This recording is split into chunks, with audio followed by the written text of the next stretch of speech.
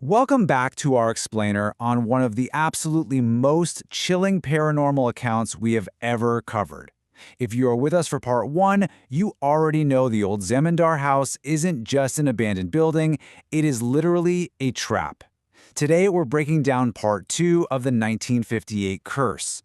We're going to analyze the anatomy of this haunting, piecing together the true events of a decades-old murder and a rescue mission that goes, well, horribly wrong. Let's get right into it.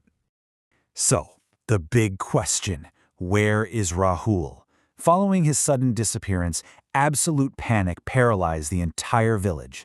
Nobody dared to even walk past that old estate after sunset. But for his friends, the uncertainty was honestly far worse than the fear. Is he dead, or is he still alive, trapped somewhere inside those rotten walls? The stakes here couldn't possibly be higher, and it forces a terrifying decision. Section 1. The Return to Terror, a Desperate Rescue. Okay, let's dive into this. Here is the rescue party. We've got Rahul's fiercely loyal friends, Arian, Suman, and Neel. But the absolutely crucial addition here is the fourth name on the list, Haripada Thakur. He's a highly respected, elderly tantric from the village, a true practitioner of occult rituals. The friends know they are way out of their depth, so bringing in someone who actually understands the paranormal stakes is literally their only hope of surviving the night. But even the expert is terrified. The source text tells us that the very moment they stand before the house, the tantric's face goes completely pale. He just stops, looks up at this looming, dark structure, and delivers this incredibly chilling warning. He whispers, "Here, many souls are trapped, and the most powerful among them is Madhuri." He knows instantly, right then and there, that they aren't dealing with a standard haunting. It's a prison for the dead. Section 2. The Paranormal Escalation. Trapped in the Dark.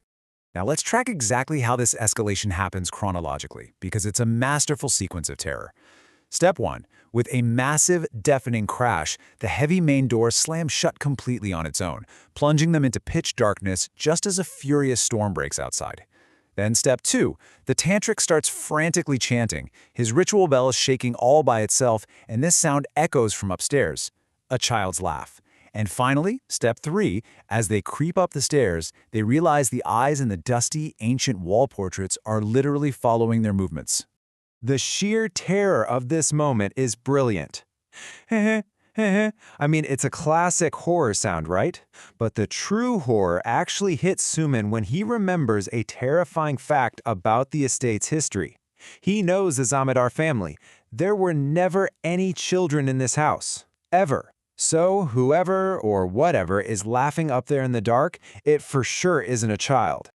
Section 3. The 1958 Murder Mystery, a Buried Cold Case. Suddenly, a door swings open to reveal this cramped small room. And there, standing right dead in the center, is Rahul. But something is fundamentally wrong with him. He's completely silent, his eyes are totally pale, completely drained of life, and his face is just expressionless. The tension absolutely peaks here as Arian rushes forward to grab his friend, just desperate to shake him out of this trance.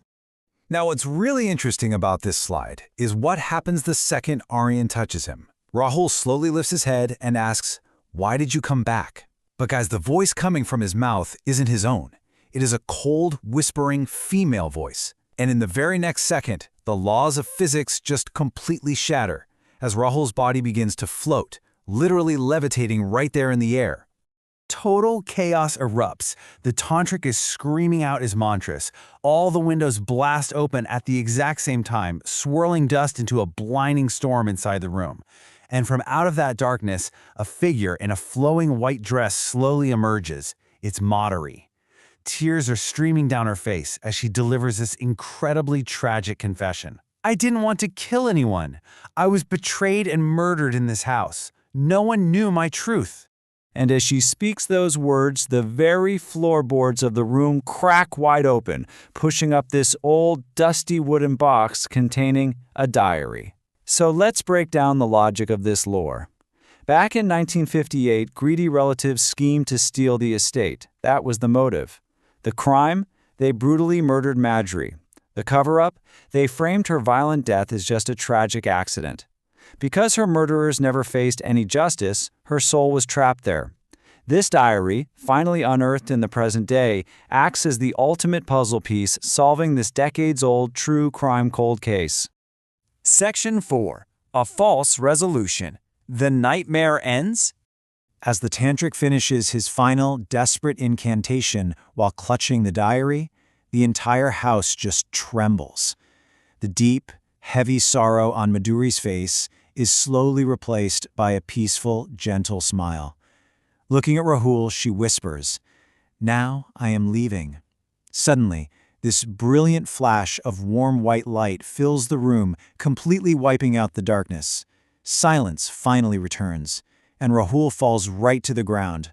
Unconscious, yes, but breathing. The resolution here seems absolutely perfect, and let me tell you why this matters. First off, Rahul is safely rescued alive. But even better, the police actually take the diary, check the municipal archives, and they find the matching 1958 historical records. The ghost's claims are entirely validated. The murder is officially proven, bringing real, tangible justice to Madhuri after all these years. With the mystery completely solved, the dark, rotting house is finally scheduled to be demolished by bulldozers. Section 5.